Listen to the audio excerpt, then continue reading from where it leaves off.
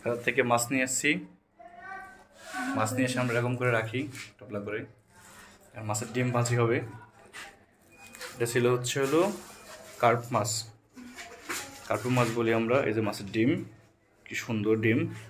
কারণ আমি এগুলো প্রসেসিং করে সুন্দরভাবে ভাজবো। দুটো পিস নিয়েছি সাথে। বুঝতেছি না কেমন ডিম রান্না করতে হবে। কিসের ডিম?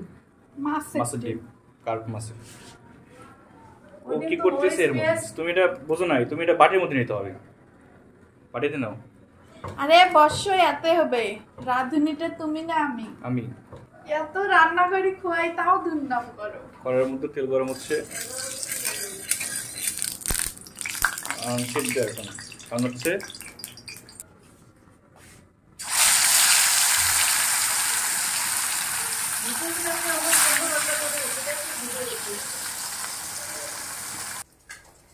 ডিমের সাথে যাবে কাঁচামরিচ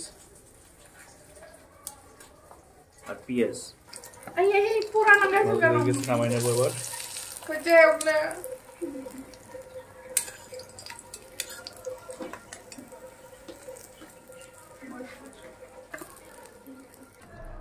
ডিম মাখানো হইতেছে সুন্দর করে। লবণ ঠিক মতো দিয়েছে তো? কড়াই গরম হয়ে গেছে।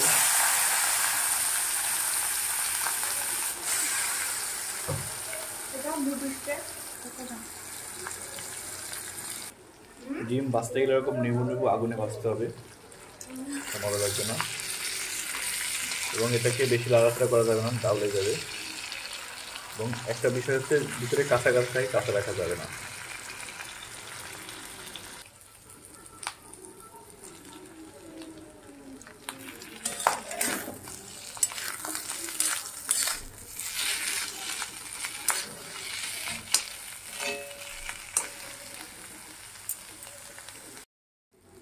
অবশেষে দিয়ে দেবো খালি সরিষার তেল।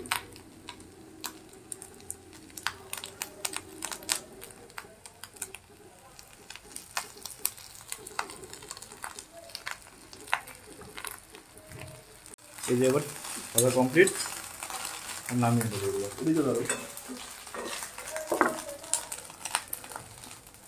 আজকে আমাদের অনেক আইটেম। স্পেশাল হচ্ছে মাছের ডিম ভাজি, সিমের চচ্চড়ি আলু দিয়ে, সিম আলু ভাজি হচ্ছে, সাথে কি আছে সেটা দেখাও। মিষ্টি কুমড়া। দাও, এটা তো আরো একটা কিছু আছে। কি আছে আর একটা? পেঁয়াজ। ও পেঁয়াজের ফুল আছে। পেঁয়াজের ফুল দেখতেই পাচ্ছি আমি, কত সুন্দর পেঁয়াজ। সে রান্না হয়েছে, সে পুরো একদম লোভনীয় সব খাবার।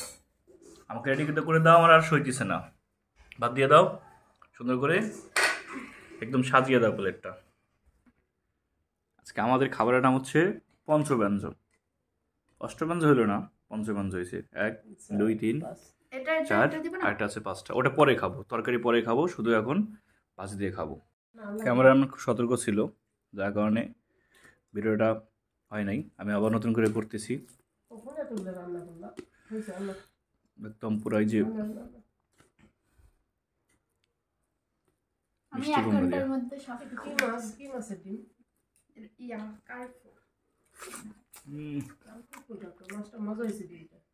তো মজা এই বছরের প্রথম।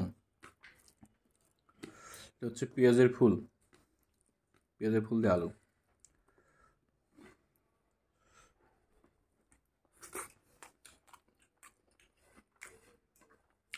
এক কথা সেই ডিশ, মুখে দিলে একটা মিঠা মিঠা, সাথে আলু পড়তেছে।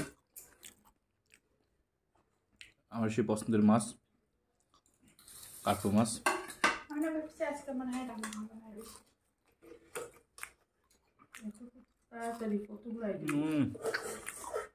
কাটা সব মুখে মিলে যাচ্ছে।